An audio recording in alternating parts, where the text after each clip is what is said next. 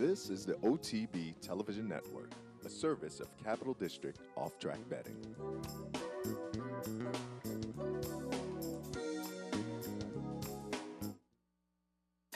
Princess of Silmar ran like a champion this afternoon. And Strong Mandate is geared down for the last 16th of a mile. Oh, this is a very promising two-year-old.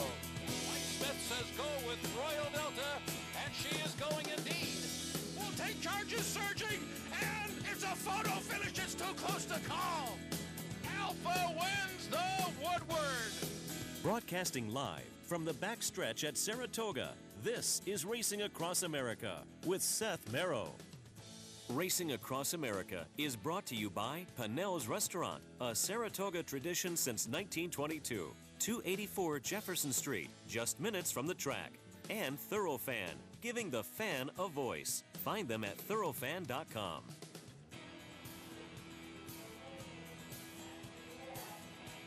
Good morning and welcome to Racing Across America, live from the Saratoga backstretch on this Monday morning. Coming up in just moments, Kaiten Bradar from HRTV. A little bit later, Penelope Miller from America's Best Racing. And as usual on a Monday morning, we'll get some thoughts on Monday afternoon's racing from Andy Serling from the New York Racing Association. Also take a look back at some of the weekend stakes as well. But before we do that, our regular video piece from Jeff Carl, Backstretch Buzz, typically Backstretch Buzz. But today we're going to get a little preview of the Fasig-Tipton sale, which kicks off tonight and tomorrow. If you've never been up, it's a lot of fun. Just a couple of blocks down East Avenue. The biggest gamblers in Saratoga as they spend 6 and 7 figures on untested yearlings. And again, the public is invited. You can come up. It's a lot of fun. It'll be tonight and tomorrow night up here. Jeff's going to give you a little preview. Take it away, Jeff. Good morning, Seth. A relatively quiet morning on the backstretch, but we are over here on East Avenue at the Fasig-Tipton Sales Pavilion. The annual yearling sale gets kicked off tonight at 7 p.m. It will continue tomorrow, also Tuesday at 7 p.m. Approximately 150 yearlings will be going through this auction ring just inside these doors right here. Owners and trainers out here looking for that next superstar, maybe a horse that can appear on the cover of the catalog, as is Tonalist, this year's Belmont Stakes winner. Seth, it's quite the process going through these yearlings, almost like the combine for NFL players. Owners and trainers have been here for several days examining them, watching them walk, seeing how they move, going over their vet x-rays and their scopes. It's a big, big process. When they start getting ready for the sale, these horses are going to be polished up like shiny pennies. They'll be paraded around in the outside ring for several minutes for some of the onlookers to get a chance to get one final look at them before they enter into this ring, and the bidding will start. And maybe there'll be a future superstar coming out of this sale coming up for our Saratoga next year as a 2-year-old. So, Seth, I'm going to send it back to you with Racing Across America. Thanks, Jeff. Happy to be joined now, as noted earlier, by Kaiten Bradar from HRTV. Good morning, Kaiten. Good morning. Happy to have you on board and give folks a little update on what the schedule was like. You came in for the beginning of the meet for HRTV, correct? Correct. We missed opening weekend, but then kickoff right through the first 3 weeks for me, and then Scott Hazelton will be coming in to wrap up the last 3 weeks of the meet. So it's just a tremendous opportunity to be here on a continuing basis. Yeah, it's definitely a great gig. And you said from here you move on to? Oh, Arlington Million nice. is the weekend right after I leave. So it's been nice because I've been talking to a lot of trainers, some of whom will have horses running over that weekend. So there's a little continuity there. We'll see Somali Lemonade, it sounds like. Michael Matz might be pointing her for the Beverly D. And that would be really something to look forward to. I got to imagine Ken Ramsey is pointing something out there. Yeah, you got to have something. That was one of the biggest days I ever remember for one single owner. Outside of maybe a Breeders' Cup day. Yeah, that was incredible last year, and this Big Blue Kitten came back over the weekend and won. And that's the amazing thing about Saratoga. The finale on Saturday, the walkout race, $100,000 stake, Grade 1 winner wins for Ken Ramsey. It was a tremendous day too, unlike any other, because as you say, you build and build and build, but in this case, the momentum continued right through about the last 4 or 5 races on the card. Yeah, it was incredible. A great day. The weather held out. Nice big crowd. And we're going to talk a little bit more about the weekend and beyond, but first, just want to pick your brain a little bit on this afternoon. You have an idea in the the first of the Stallion Series, race number 3, $100,000 purse for 3-year-olds around the turf at a mile. And I thought the number 7, Mark My Way for Linda Rice, off of the past couple of races, looked pretty good and should be set up. Won a similar Stallion Series race most recently, so I put Mark My Way on top. Underneath, I thought Free Mugatu, who 2 races back was right behind Mark My Way.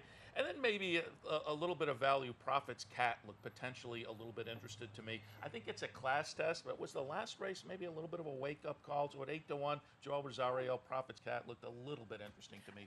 What were your thoughts? I thought so. I definitely thought Mark My Way was going to be tough, but I kind of give Free Mugatu a shot to beat or turn the tables because of the turf experience. That was the first time he'd ever run on the turf when he met up with Mark My Way, and he really didn't run a bad race. And I think he can build off of it and continue improving. This will be his 3rd start back off the layoff, and I think for John Terranova, that's a really good angle, 3rd start back. I also like the fact that he tried the dirt last time out. He had a very eventful trip. He had some legitimate excuses. Now I think maybe even more confidence when he returns to the grass. Yeah, it looks like a fun race. It's a field of 8, and I think it'll be competitive, as has the whole weekend has been great and very competitive racing. We should mention making selections every Saturday. You can catch Caton on Down the Stretch on Sirius and XM with Dave Johnson and Bill Finley as the 3 of you kind of face off on some of the big stakes races. How have you been doing recently? I've been doing okay. Bill beat me narrowly last weekend, but we're picking up again. We've had a couple of really fun and tremendous weekends with some big racing days too, and those showcase days. You know, when you're covering racing across the country like that, it's very exciting, and it kind of keeps you going throughout the day. But that's a lot of fun, and you know, Dave and Bill, longtime friends, especially Dave was probably one of the first major people I met in the racing game. Growing up, he was friends with my father, and comes from the Chicago area. Spent some time in Illinois, so. That's kind of home for me. Yeah, they do a great job on the weekends on Sirius and XM. Let's talk a little bit about some of the weekend action and get some of your opinions. Obviously, the highlight of the weekend was the $1.5 million Whitney. We've got the stretch run here. We're going to see Marino get it done over It's My Lucky Day. Marino, the number 3 horse. It's My Lucky Day 4. Number 1, Will Take Charge, runs 3rd. And number 5, Palace Malice, a very disappointing 6th in this race. But you had to be like most of us when you looked up and saw that 47 and nobody really challenged Marino. You knew it was going to be tough to reel him in. You know, I thought going into it, and this isn't redboarding, I did pick Palace Malice. I would have loved to have seen what would have happened had Palace Malice shown up and run his race, because I really believed, even with the pace favoring Marino, that Palace Malice is better. Now, I don't know that. We'll have to wait for another day. But in the meantime, you have to give credit to Marino to be able to seize the opportunity, take advantage, and I was a little surprised that nobody but Golden Ticket pressed him early on, and he didn't really press him all that much. No. Set up beautifully for the horse. It's going to get tougher as they go, because nobody is going to hand him the lead like that again. Yeah, and we had him on, he and the owner on yesterday. They said perhaps the Woodward, so it'll be interesting to see if they do choose to come back then.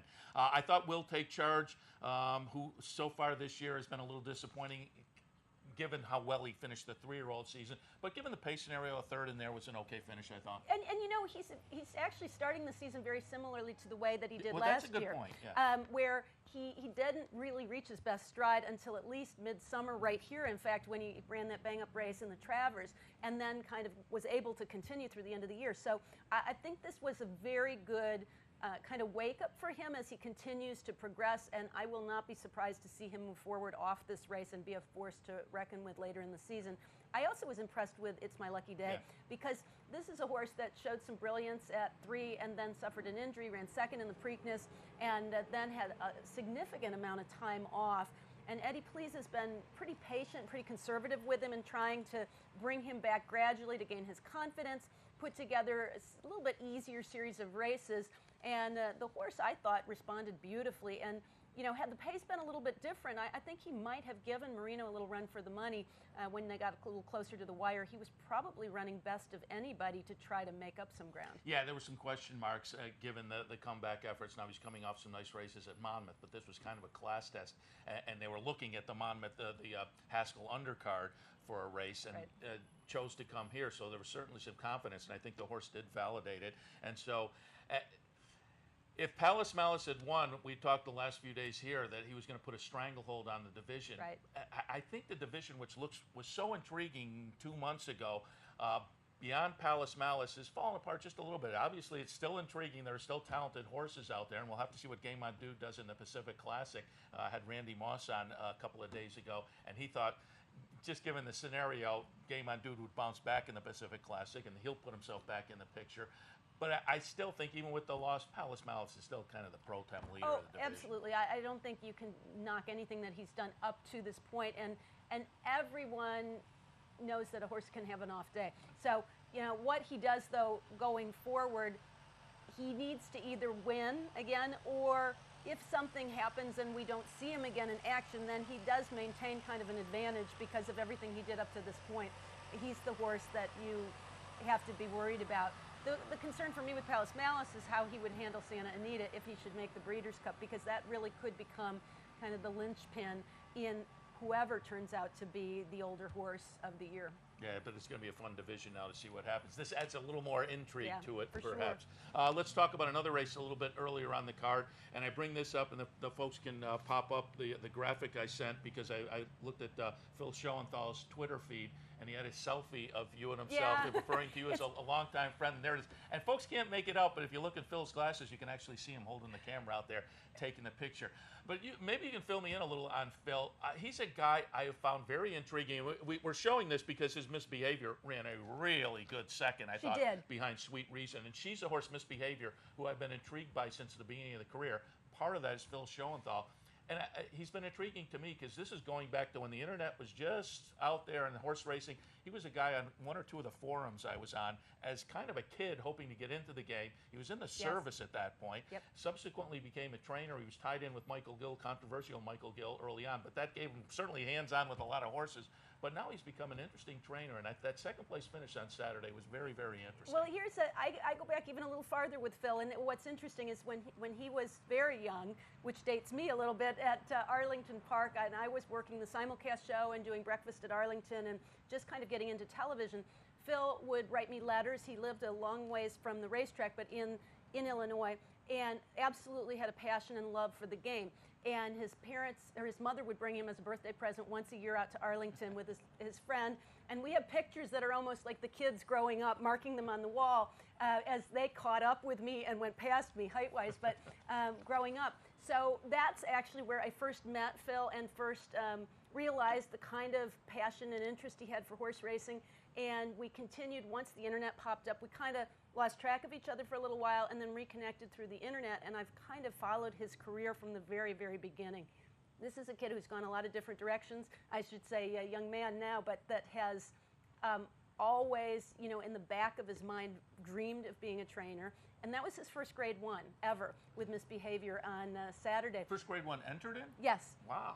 So for him to come up with the kind of race that she ran, I mean, he was over the moon. It was very emotional after the race. I saw him, and he was so proud of her. He also is a very interesting trainer in terms of his attention to detail on the backside. He'll take some different directions. He's experimented, and he's actually put it on Twitter and on YouTube, some videos about experimenting with growing his own types of, I don't even know, I guess it's the horse equivalent of wheatgrass, so to speak, but to give them the roughage and to give them the nutrients that they need. So he's kind of a holistic, organic type of experimenting with this. He has a greenhouse where he's growing it, his own hay, his own, everything that they're feeding to the horses is organic. And he really believes that long-term it's going to help, in addition to the traditional feeding methods, to relieve ulcers and to really give their horses a little edge. It's a small stable too, and it's worth noting that this really has been a banner year for him because he I think finished 3rd or 4th in a bonus system that was set up by Pimlico over the Preakness weekend, and he was the first hometown Maryland-based trainer to actually be able to take advantage of that. And that really says something for a stable that's a relatively small stable to be able to run horses all weekend long against the most powerful stables in the country. Yeah, and as I say, he's a guy who's interested me since back in those days early on. He was in service on the internet. Phil Schoenthal. So keep your eyes on that name. Misbehavior on Saturday. A really good second place finish in the test, but we have to mention a little bit about the winner, Sweet Reason, and then you tie that in with Palace in the race before. Palace, one of the all-time best claims, but it's Linda Rice and Leah Giarmati, a couple of women winning grade ones up here at Saratoga. And that really, I was thrilled to be able to interview both of them after those races, because what they've managed to do, and particularly with the horses that they did in Palace as a New York bred, and you know, had to experiment a little to try him on different surfaces and find his niche. But I mean, Linda does such a great job of spotting horses and spotting the talent and then being able to develop and take full advantage. And she's done a tremendous job with him to turn him into one of the top sprinters in the country. Then you have Leah, who, you know, this touched me after the race, was talking about the opportunity to be able to take a horse and develop it that showed talent early on, and then was able to bring her back to grade 1 winner's circle status as an older horse. And I just think that, you know, getting the opportunity to develop and spend time with a horse that showed so much talent early on is something that a lot of the trainers that are under the radar, that aren't the Pletcher barns and the big barns, powerhouse stables, don't often get those opportunities. So to get to see what she's done with that filly, and she was impressive. And I really, you know, some people might poo-poo the division or whatever. Those are legitimate racehorses. Yeah. All of those horses that ran in those grade 1s.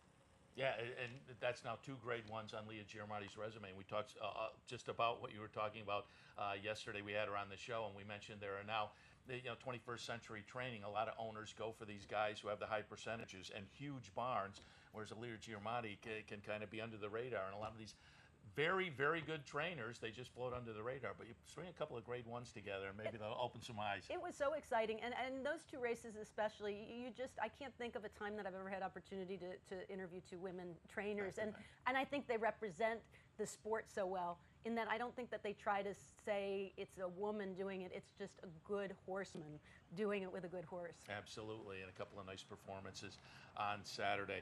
And we've had you on before, Kaiten, but just give folks a little bit of background again. I know you come from a racing family. Yeah. How did you move into the game? Well, you know, it was special for me this weekend because with the feature being the Whitney, that was Green Tree was the stable that my grandfather, Ted Atkinson, was a contract rider for, and way back in the day. Yep. I know, back here, Spent right behind a lot us. of time here.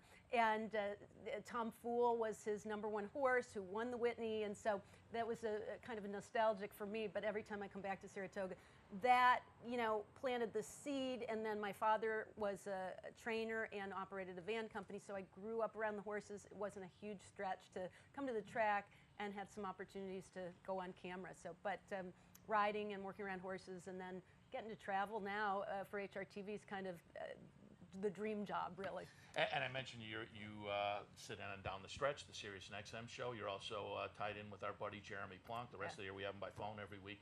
The Horse Player Now fan education things and all that. And I know one of the topics that was on there one time, and I'd like to just pick your brain a little bit as somebody who's been around horses your entire life.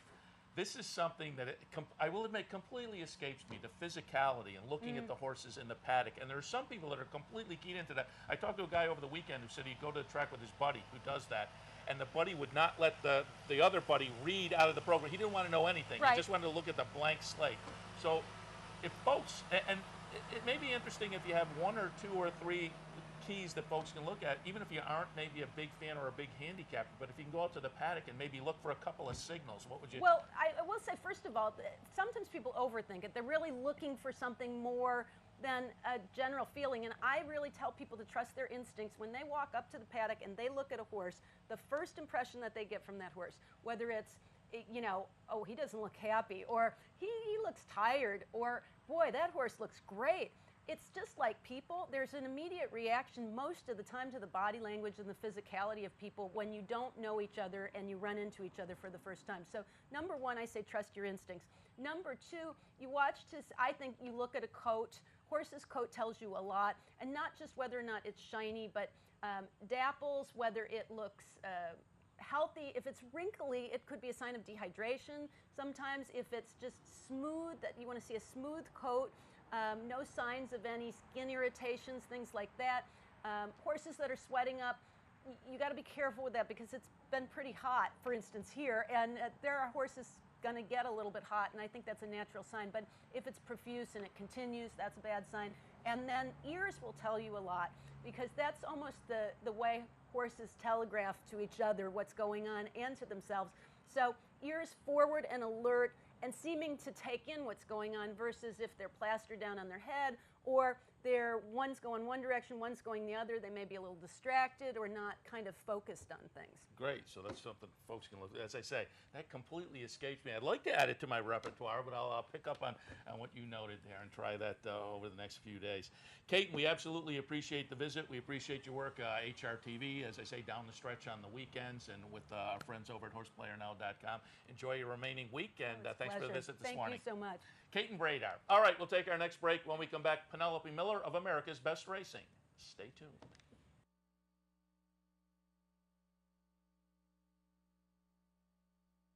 Just too much clutter, too much to navigate through. Next time, log on to CapitalOTB.com. Our newly designed website is easier than ever to use, with all the information the professional horse player needs. CapitalOTB.com. I got it. Watch me. I got it. Hey! I got something that makes me want to shout. I got something that tells me what it's all about. I got a move that tells me what to do. If you don't, brothers and sisters, then you won't know what it's all about. I'm Brian Nadeau of HorsePlayerNow.com. Did you know that each Monday during the Saratoga Racing Meet, all Capital Bets account holders can earn an additional 1% in their player rewards program when wagering on Saratoga races? For more information, log on to CapitalOTB.com. Missed one of our TV shows? No worries. Now you can catch all your favorite programs online. Simply log on to CapitalOTB.com and click on the YouTube link at the bottom of the homepage. And look for our new podcast coming soon. CapitalOTB.com. Log on today. Using CapitalOTBBet.com is as easy as 1, 2, 3. 1. Simply log on with your username and password from the homepage. 2. Fund your Capital OTB account through our Easy Money, Green Dot, or Visa MasterCard options. And 3. Place your bet on one of our 3 easy-to-navigate wagering platforms, Capital Bet TV, Capital Bet Express, or Capital Bet Pro. CapitalOTBBet.com. Log on today. I'm Jeff Carl. Join me Saturdays and Sundays at 9 for the Handicappers Report. We'll handicap the top tracks across the country and help you prepare for the weekend in racing. That's the Handicappers Report, weekends at 9, only here on the OTB TV network. This is Racing Across America with Seth Merrow.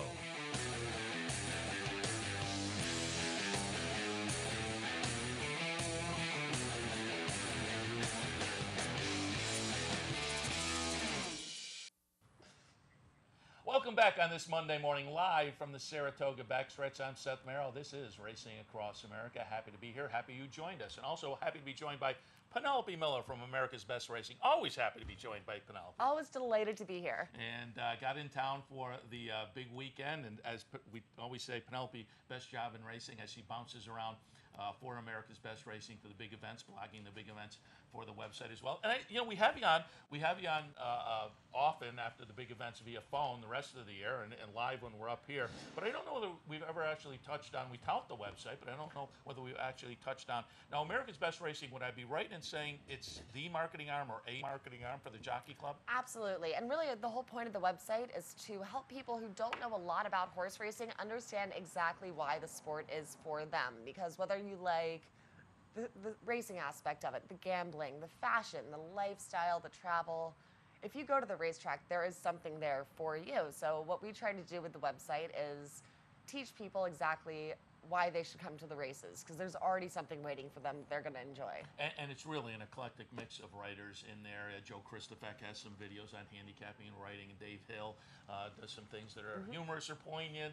You with the blogs after the big events, and much, much more. So America's Best Racing, name of the website, and the address is now America's Best Racing. It is. It's americasbestracing.net, and as you said, we have a totally eclectic mix of writers. Everyone from Tom Padula, who used to write for and currently works for the New York Times, to people like me who are not that good. I disagree. Your blogs on the big events are absolutely a lot of fun, and obviously this weekend you're up here for the Whitney blogging.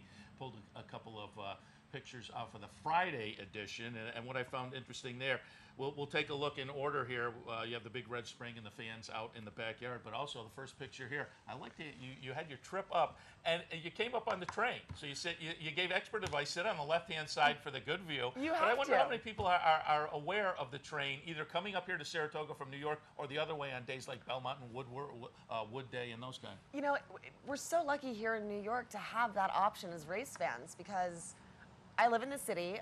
I could easily rent a car for 3 times the expense and drive up and sit in traffic, and go over all the bridges and pay $1 million in tolls. And it's not a terrible journey up there. It's never a terrible journey if your destination is Saratoga. But if you take the train, it's so easy. You arrive right in town. And as I said, if you sit on the left-hand side, you're afforded the most beautiful views of the Hudson River. And, instead of being a journey, it's just a really nice trip, and it's civilized. And I go the other way, or have gone the other way on occasion, and I'll leave from Rensselaer, but you can come right up into Saratoga. You can come right up into Saratoga, or you can go into Albany, and it's very easy. They even have a rental car kiosk right at the train station, so you can hop in a car and be here in 25 minutes. It's fantastic. So it's a great option, but again, it works both ways too. The rest of the year you can head down to the big events. But again, we had the photo there, and then on Friday. And again, this is for folks who go to America's Best Racing, and you're kind of introducing them to the folks up here are familiar with Saratoga, but rest of the country not so much. And then the folks up here can tap into your blog to get the feel for other racetracks, but certainly up here at Saratoga, the Big Red Spring. If you're not familiar and you don't know Saratoga, that's one of the highlights. And as you note, you go over and you tell people, hey, you can take a big gulp and see what happens there. I did that to a friend of mine this weekend. We're, I think, still on speaking terms. That said, some people like it and swear by this spring water, and there are a number of springs around the city, and they all have some kind of particular medicinal purpose. I'm not quite sure what the medicinal purpose of the Big Red Spring is, and it's not helping me anyway, because I haven't taken a drink in probably 5 or 6 years. I think they actually say laughter is the best medicine, so watching people's faces right after they take their first sip of the ancillary medicinal purpose. I like that. And then you also have a shot of a backyard, and I just wanted to get your take, because as I say, you bounce around to all the big events, all the major racetracks in the country.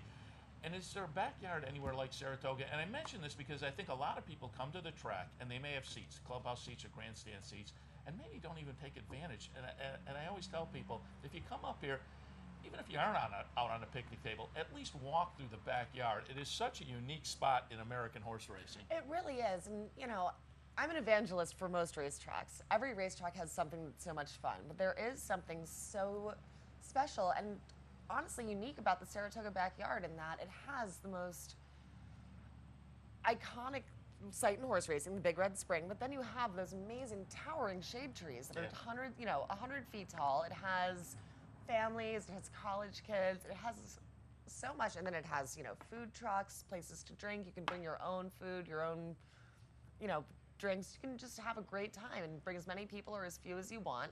And my favorite thing, of course, is the old tradition of if you put a newspaper on top of one of the picnic tables, it's yours for the day, and everyone knows that's a sacred bond. Yeah, it's the same with the benches in the facility itself. If there's a newspaper there, you have claimed it. And that, the history is part of what makes Saratoga so much fun.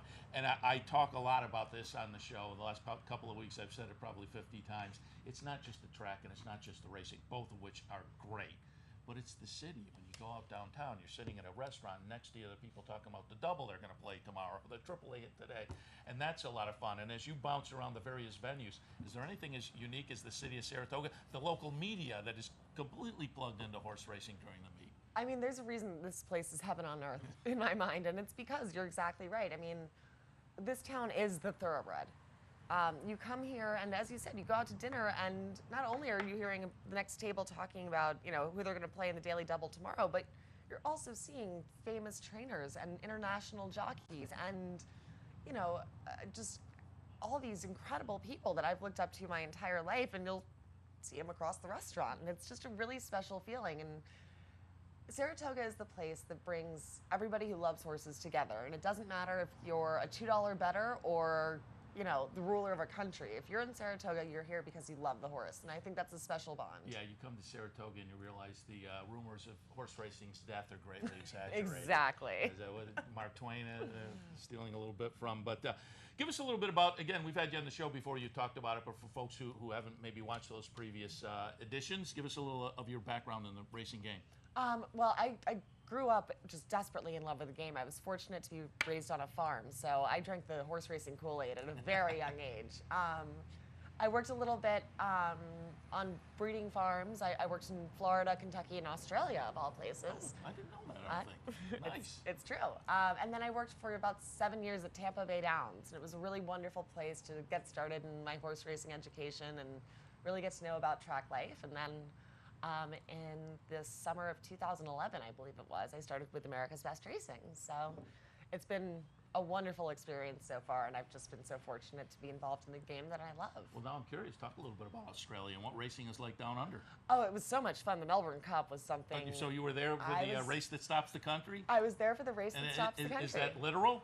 Oh, it was. And I was there when Maccabi Diva, the mare, won it for the third time, an unprecedented feat. And right. So you were down there for a little was history. Just the most amazing experience. So actually, when I saw the Melbourne Cup and saw how popular the races were there, it was something that really motivated me to try to bring that kind of enthusiasm back to America and help, you know, this country realize just how much they have in their own backyards. Because whether it's your big racetrack here or your little, you know, small meet, you're going to have a great time if you go to the track. Let's talk some specifics. Again, you go to all the big events, and boy, it was a big event weekend up here at Saratoga.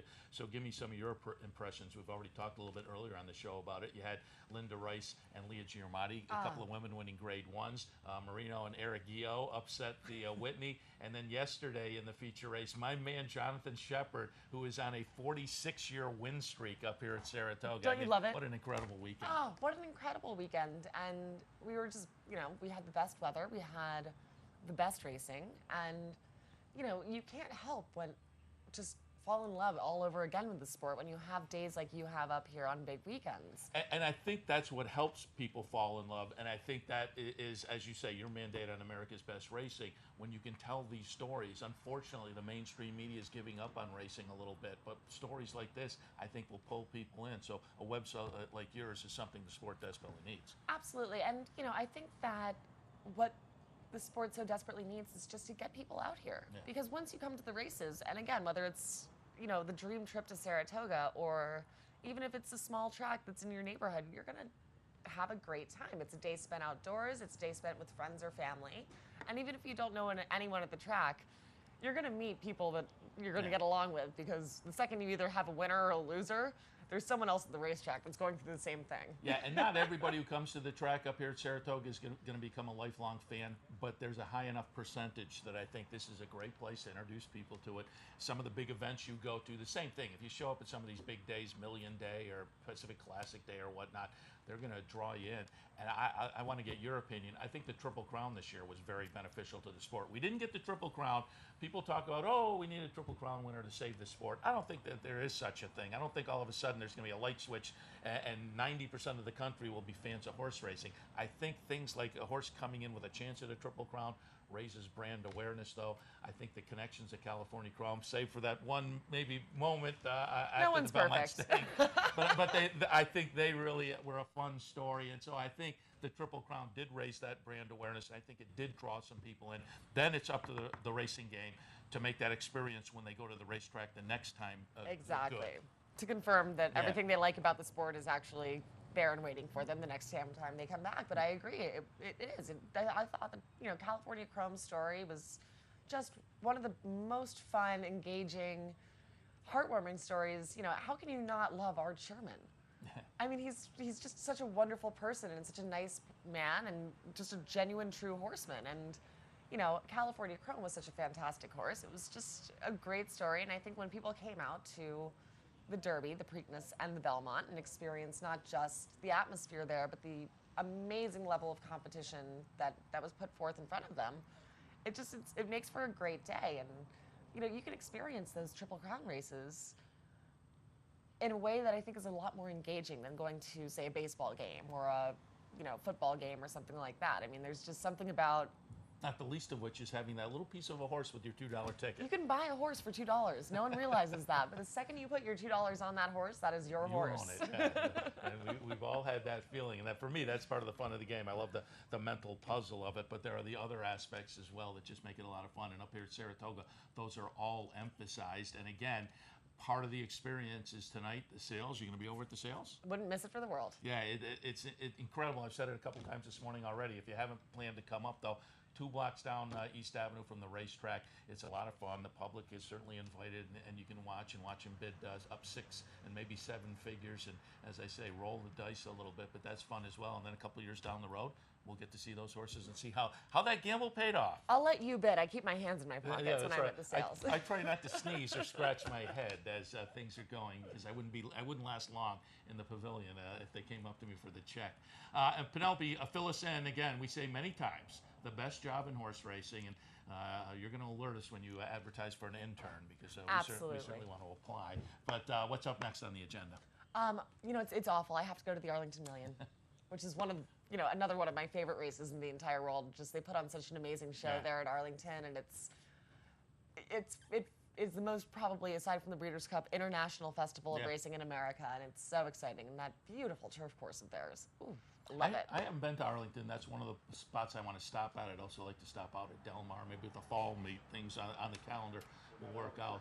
So that's on my list as well. But you've been to them all, and we'll continue to do so. And fill us all in on your visits on the America's Best Racing website. If you want to go check out the weekend up here at Saratoga via Penelope, again, go to americasbestracing.net, and you can catch the blog entries from the past couple of days. Penelope, as always, we appreciate the visit.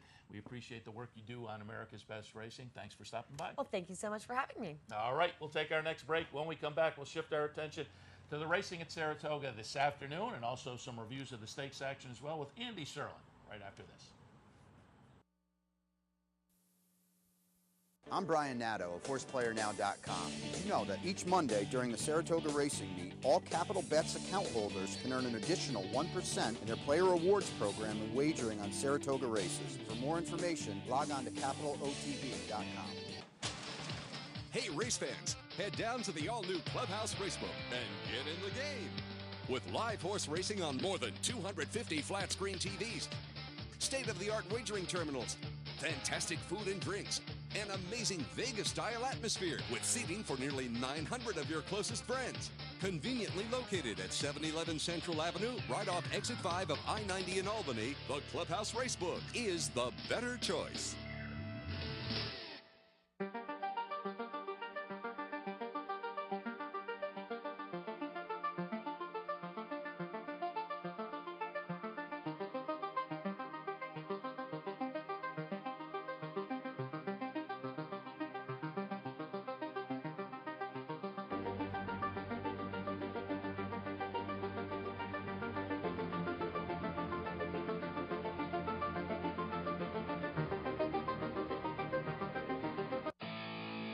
The Capital OTB Handicapping Challenge Series is back. That's right. The 2014 Capital OTB Handicapping Challenge Series is back, and it's your chance to win thousands in cash and prizes, and a seat at the 2015 Handicapping Championship in Las Vegas. This month's contest is the Saratoga Classic on August 9th. So sign up today, online at CapitalOTB.com, or stop in at the Clubhouse Racebook. I'm Jeff Carl. Join me weekdays right here on OTB TV. I'll be reporting from the Saratoga backstretch, and you can catch me later on 10 ABC. I'll give you some spot picks for the next day's racing card. This is Racing Across America with Seth Merrow.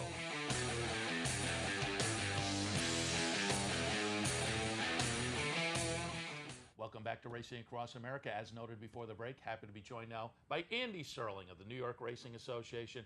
Fox Sports, the Fox Tour, the Jockey Club Tour on Fox. Andy, good morning. Thanks for having me here. We're going to be back on, actually. We got shows coming up the next 2 Sundays here. Yeah, I was going to mention that 2-year-olds in the focus next week, right? You're right. I think we have both the Saratoga Special as well as the Adirondack on Sunday. Looking forward to seeing some of those horses coming back that we saw at Belmont. And I don't know that we'll see any Saratoga runners so far, but it'll be interesting to see what we get. Yeah, and the sun is bleeding through, as you can see behind us. It looks like it's going to be another nice day, really all weekend long. The mornings, the forecasts were a little threatening. By the time you got to afternoon, it's been gorgeous. It's got to be disappointing for you guys. I mean, you're so geared up for rain every morning on I this am show. not geared up. I'm just saying, keep your eyes open. You have to adjust the handicapping, perhaps. But I said that the forecast was looking good each day, but there was a possibility. But not the last couple of days during the. Yeah, there was that crazy day. Was it Friday though that the sun came out and it was pouring rain? Yeah, that was Friday. Bizarre. Yeah, I was walking to the studio and I think I tweeted it. Only in Saratoga could it be raining out and it's sunny out. Yeah, that was certainly a bizarre weather event. All right, let's recap some of the weekend action and then we'll get some thoughts for this afternoon. But first up, let's take a look at the stretch run of the Whitney once again and watch Marino get it done over. It's My Lucky Day. Will Take Charge running third, and I've said a couple of times already over the past couple of days, once that 47 came up, it was going to be tough to reel Marino in. It was over. I'm glad to be one of the 433 people here to opine on your show about the Whitney. I think people just can't hear enough. First of all, let's give love to the winner. You know, I don't give enough love to winners in races, and he's a terrific horse that Eric Keogh has obviously done a very good job with, and if he's allowed, which is the case in New York because we don't ride aggressively around here to get away with slow paces, then he's a very, very hard horse to beat, especially when the favorite, Palace Malice, doesn't run a step. And I think Paco Lopez is a very good rider.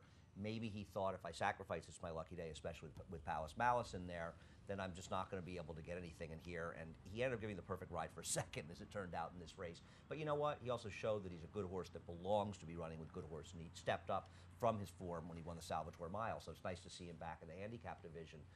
I thought Will Take Charge ran extremely well when you look at the dynamics of the race. It was a moderate pace, and he didn't have a bad trip in that he didn't lose a lot of ground, but he's the only horse that made a significant run in here. And if I were Wayne Lucas, I would take this owner's Laurie's Rocket, a sprinter, and run her in the Whitney as a rabbit in the race and help set things up for Will Take Charge. That's a great point. Now that you bring that up, what has happened to the concept of rabbits? And that may mitigate some of I'm with you. These jockeys just are not aggressive anymore. But you send a rabbit out there and you tell the jockey, okay, I don't expect you to win. Just go out there. You're getting paid your money, and you're getting paid your money to do one job. I got to bring Angel Cordero up on At the Post, the radio show, and I'd love to talk to him about the paces because Angel, who's one of the greatest riders that will ever live in this game, was not a man who was passive on a racehorse, and considering he is one of the greatest riders of all time, it shows that passivity was not necessarily the best way to get into the Hall of Fame.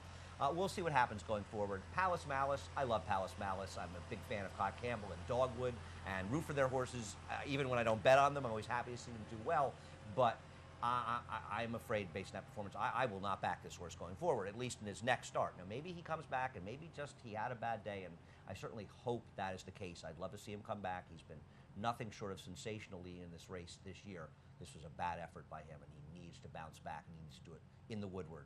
I'll be interested to see if he runs the Woodward, and if he does, how well he runs. The question, though, in the division, if he has fired his best shots this year, where's the division look for number 2? That's great. It's wide open. That's we love horse racing. And you know what? Maybe people will actually go out in the Woodward and the Jockey Club Gold Cup and then the Breeders' Cup Classic and solve it on the racetrack where it should be solved, not in chat rooms or in bars where we like to solve these things. Listen, we love the conversation, but the races, the divisions, and the titles need to be decided on the racetrack. Yeah, and it certainly has become an interesting division now because he was going to really take hold of it if he wanted. With the loss, it changes things up a little bit. Let's go earlier on the card. Mentioned it already today a couple times, that nice couple of female trainers winning the 2 other grade 1s on the card, and we'll watch the stretch run to the test and see Sweet Reason get it done for Leah Giamatti, who obviously a very talented 2-year-old, was up here and won the grade 1 spinaway last year. Started the 3-year-old season off with maybe some questions, but now puts a couple of grade 1s together, the Acorn in this race. But do you think with the loss in the Haskell by Tapiture, is she now in the 3-year-old filly division picture? Yeah, Is that she's second right now. Okay. But she's a distant second, and I understand that there may be some temptation to try to take on Tapicher in the $1 million Grade 1 cotillion. The feeling is if somehow she could beat her in that race, she could in fact possibly be 3-year-old champion. And listen, I can't argue with that kind of thinking from that perspective. I disagree with Leah. And she's a terrific trainer, and she knows this horse, but this horse has run exceptionally well every single time she has been in a one-turn race, mile or 7 furlongs, 5.5 even here in her maiden race. She has been completely ineffective going long around 2 turns. Leah thinks she had some issues, no reasons for it. I think the reason is she doesn't want to go that far, and she's not really a 2-turn racehorse. They're going to find out if they run her in the cotillion. I wish the best of luck. I hope I'm wrong if she runs in the cotillion. I hope she wins. I love this horse. But if she was my horse, she'd be running in the ballerina. Yeah, and we had Leon yesterday, and she kind of alluded to exactly that kind of thing. At some point, they'll test the 2 turns, and out there at the end of the calendar, they're looking either Breeders' Cup Distaff or Filly and Mayor Sprint, and they'll get that 2-turn test in the meantime, and we'll see what happens. The cotillion looks like it's a possibility out there. It's got to be a possibility. You have to think about it. But for me, this horse is a closing sprinter. I've been wrong many, many times before. I'll be wrong many times again. The thing I'm not wrong about is there were some great rides in this race. It was a great ride by Arad Ortiz on the winner in here. It was a sensational ride by Javier Castellano on the runner-up, Misbehavior. Yeah. I think it's a wonderful horse. It might be the best 6-furlong 3-year-old filly sprinter in the country, but she really doesn't want to go 7, and he rode her perfectly. He nursed her along from the outside, using her speed to keep her in the game, but not using it so much that it sapped her energy so she couldn't finish down the stretch. You can't ride a horse better than Javier rode Misbehavior. Yeah, and Misbehavior to me attracted my attention. Early in the career, she got off to a little bit of a streak, and just on her day, she's very, very tough, and that was a good. And I didn't realize until Caton said it before. Trainer Phil Schoenthal, who to me is very interesting, as a guy who's maybe a little bit under the radar. That was his first Grade 1 entrant ever. No, I know it was, and I know Phil a little bit, and we had talked about this in the past about running here, whether or not he should run here, and I said this is a very, very good filly that belongs in races like the Test. She showed it, and she'll come back in the Prioress, and in the Prioress at 6 furlongs, she can use her devastating speed as a weapon, and she can run those horses off their feet. I think there's a very good chance she will do just that. And then we'll take a look also at earlier on the card still. The Grade 1 Vanderbilt for $350,000, going 6 furlongs for 3-year-olds and up, and clearly one of the better all-time claims. The number 1 Palace will get it done for Linda Rice. Happy My Way went out and set all the early pace. I had it the flip-flop direction when I handicapped. I thought Happy My Way would lead them all the way around. And coming into the stretch, it looked like a possibility, but it will be the number 1 Palace getting it done for Linda Rice, as you can see, running down Happy My Way late. I thought it was a good performance by both of the top 2. No argument with that. Obviously, both their jobs got much easier with the unfortunate scratch of Bakken, who spiked a fever in the morning. I think he would have won this race. I still love Palace, and Linda deserves all the credit in the world for the job she's done with this horse. Not only seeing this horse as a horse that she could claim for $20,000 and it's 4-star from trainer Bill Mott, but what the job she's done with him, keeping him in form. And he is the best horse in this race, but Happy My Way was able to dictate here. And for a Grade 1 6-furlong sprint, this is a fairly moderate pace. Palace has the speed to put himself in position, but he did not get the best of trips. Happy My Way got the best of trips in here, and he still was able to beat him. He's a better horse. He's an excellent horse, and Linda deserves as much credit as a trainer can get for what she's done with this and you toss in Kid Cruz, and for a trainer to have a couple of nice claims like that during the year, that's certainly very, very impressive. All right, let's take a look out at some of today's action. Again, the sun is brightly shining now, and the humidity is starting to kick up just a tiny bit, but it should be a nice day up here at Saratoga on Monday. We'll kick things off and take a look at the third race, the New York Stallion Series, one of 2 New York Stallion Series on the card, $100,000. 3-year-olds, and they'll go a mile on the turf. I thought the number 7, Mark My Way, the Linda Rice horse, was the one you had to go through. Free Mugatu finished behind Free My Way 2 races back, also in the mix. And then I thought Siaka's Prophet's Cat, if I was going to play around at a little bit of a price with Joel Rosario, gets the class test, but I thought, maybe the last was a little bit of a wake-up call. So I threw that one in, potentially in the mix, as I say, is a little bit of a price. Yeah, when I saw you and Anthony discussing this race on the previous show, I figured when I came on, somebody had to fix what you did, because you guys botched this race so badly. I was just embarrassed sitting in my apartment watching it. The fact that neither one of you guys had mental iceberg in your 1, 2, 3 picks. Oh, I had actually, 4th, so at least the number was mentioned. Oh, you got him 4th out of 8. Good. Mark My Way, I thought Free Mugatu, by the way, ran better than Mark My Way when they ran 1-2 the opposite way last time out, but I am more confident that Mark My Way will get the distance than Free Mugatu, but they're both dangerous horses. To me, Mental Iceberg, is the right horse, though, and distance is the question. I think at a mile he'll be fine in here. Last time out, he's caught wide chasing Storm, who's a very good horse. He had to make a big run at that horse before he tired late. The first time back, he was caught in the most preposterous paceless race of all time. There were two significant sprint speeds in there that were both dragged back by their jockeys. And this is a horse who last year in his one turf start ran very, very well and very promising effort, and even ran okay in the dirt, the wrong surface. This, to me, is the right spot, and I think Mental Iceberg is going to be a tough customer in here. He doesn't have to win, but I think he's one of the top 3 selections. All right, well, I had him just out of the top 3, but we'll see. That's what makes There were 2 you had a shot, you both missed it. Well, like I say, I always list my top 4, so at least the number was tossed out there and floating mentioned. around somewhere. Yeah, exactly. The 4th race this afternoon is a maiden special weight event. These are state-bred maiden specials. They're 3-year-olds and up, again scheduled on the grass at 9 furlongs. I took a little shot with Spun Hard in here. I thought the breeding was a little bit interesting, and second-time starter, but was claimed out of a race, the debut. Claimed away from George Weaver, moves into the Linda Rice barn. They add blinkers. I went back and looked at the replay of this race, and you know, you look at the trouble line, and that's the truth. This horse did get banged coming out of the gate pretty good. 4-horse kind of took a right-hand turn. Dan produced a sibling that it's called Sounds Familiar. First 4 starts, 5th, 5th, 2nd, and 1st. So won in the 4th career start, ran a good 2nd in the 3rd career start. So I thought there was a little bit of precociousness there. And just the scenario off of that first start, moving into the Rice barn off the claim. I thought Spun Hard was kind of interesting underneath Iced Over and a Marked Man. Yeah, I thought this is a very, very interesting race. And Spun Hard did have some trouble in that race. A terrible, terrible race. So she's going to have to improve significantly, or he is going forward. Because I thought this was actually an unusually tough maiden race in the sense, not that there's killers in here, but there are really interesting horses in here, including Iced Over, who, you know, you have to watch the replay. This horse had, you know, hopped up at the start, had a big wide trip in that race, and I thought ran well enough against some open company at Churchill. It's a logical horse moving forward. And I know this horse comes out of a claiming race.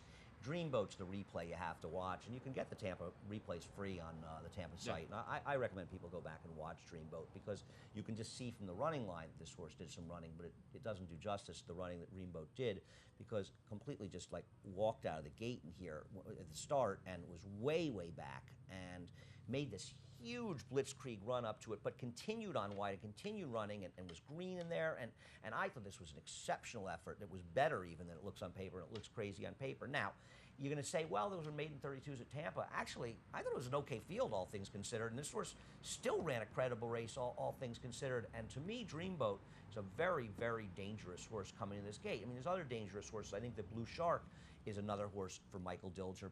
His horses tend to get a little over bet here for a guy who's just in the 2nd year training, but he does a very good job. And this horse ran an incredible race first time out in his career, and coming off the layoff, a first time gelding for this race is dangerous in here as well. This was just a fascinating race with a lot of different things going on. Yeah, and Dreamboat, I didn't have that one in my mix, but watch the replay. Yeah, and also I will mention when we're doing the show in the studio the rest of the year, we're talking to people at the various racetracks, and probably for the past couple of months, folks have been talking about horses coming off of the Tampa meet running very well at the various venues we talked to, and that's maybe a little bit of an angle in here with this horse as well, although has been up working at the Finger Lakes for a while. Yeah, well, they're Finger Lakes connections, and that's a lot of them go down to Tampa, and this horse broke 3-4 lengths, legitimate 3 to 4 lengths slow. So you use that, and you look at the figure, and you consider the big, huge blitz wide run this horse made. You're talking about a horse that had a 5 or 6 lengths of conservative trouble, which suddenly gets the buyer figure in the high 60s to 70, and now you've got a horse that's more than competitive. And adding the Lasix today, that's interesting. And again, I was maybe a similar thought process in Spun Hard. I think it's the kind of race where you can kind of look around and a little something can maybe jump up and be surprising in here. All right, 6th race today, the other Stallion Series Stakes race, $100,000 purse. These are 3-year-old fillies going a mile on the grass. My thought in here was Old Harbor, just on the improving numbers and the improving finishing positions. Funky Monkey Fever, a 10-1 on the morning line. It probably has to step it up number-wise, but it seems to be moving in the right direction. I think that's possible. And I threw Take Off Your Hat in the mix as well. Just the 3-year-old numbers that I think fit with this particular bunch. You've got my 2nd, 3rd, and 4th choices there. Right. I got no argument with any. No, I have no argument with anything you say. I think today's an interesting card in these turf races because distance is a big question. We talked about the 3rd race, the distance. You can talk about it in this race, the other Stallion Stake. You can talk about it, I think, in the 8th race as well. I mean, who are the horses in that race that are most effective at a mile? Some horses that are better sprinting, and that's the case here. Old Harbor's the horse to beat. You know, my problem with Old Harbor is this was a Trips and Traps horse that we talked about off its turf debut. I needed this horse for a lot of money in its next start and finished third, and did okay last time. I just can't keep going forward with horses. I've made money in the past. The cat's out of the bag, and if she handles the mile, she's way the horse to beat. I mean, she won her last race by 4.5 lengths. You do that in turf races. It's very meaningful. I agree with you about Funky Monkey Fever. This is a dramatically improved racehorse, and the last effort was extremely good. That was a very firm turf late at Belmont, and the pace held together, and she was the only horse that made that real run. She's improving dramatically for a very good trainer in Dave Donk, and I think she's a player in here, and the distance shouldn't be a problem. Dave Donk's got a lot of horses in here, and I'm going to take a shot with Selenite. I don't love Selenite. I'm not going to argue with somebody that says, I mean, it might be the 5th likeliest winner of this race, but she's going to be a big price.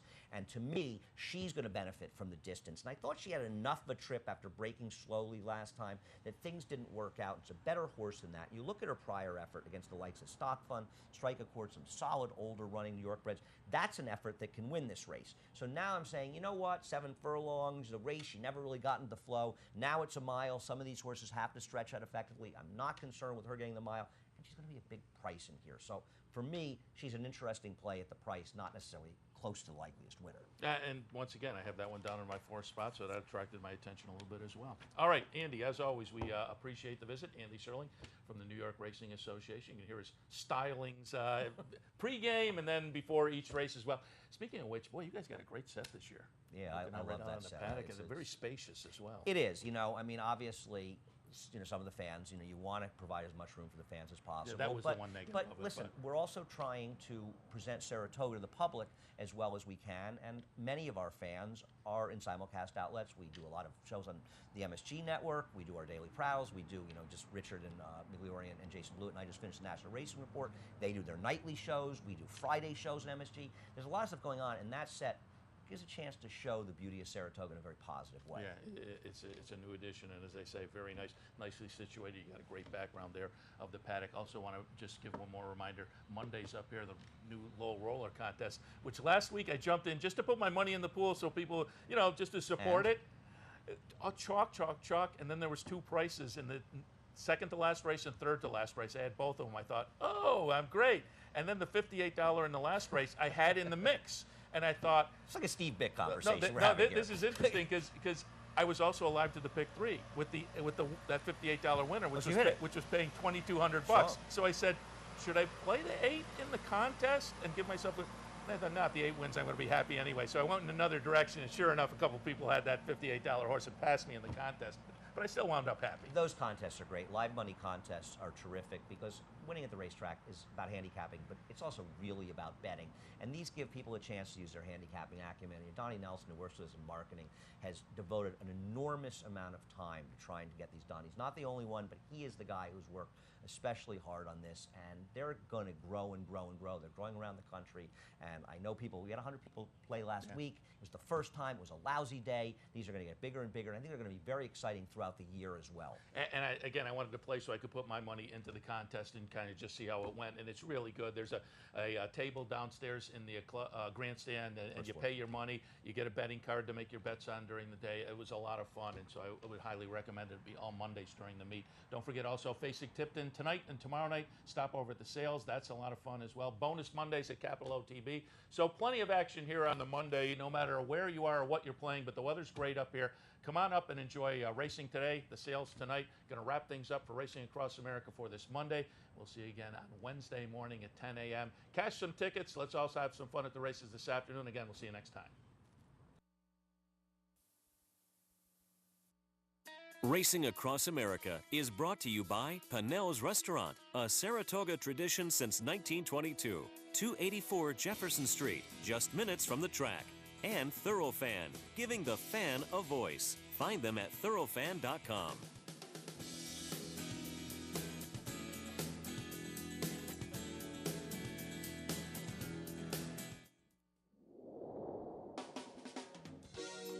You're watching OTB TV, a service of Capital Off Track Betting.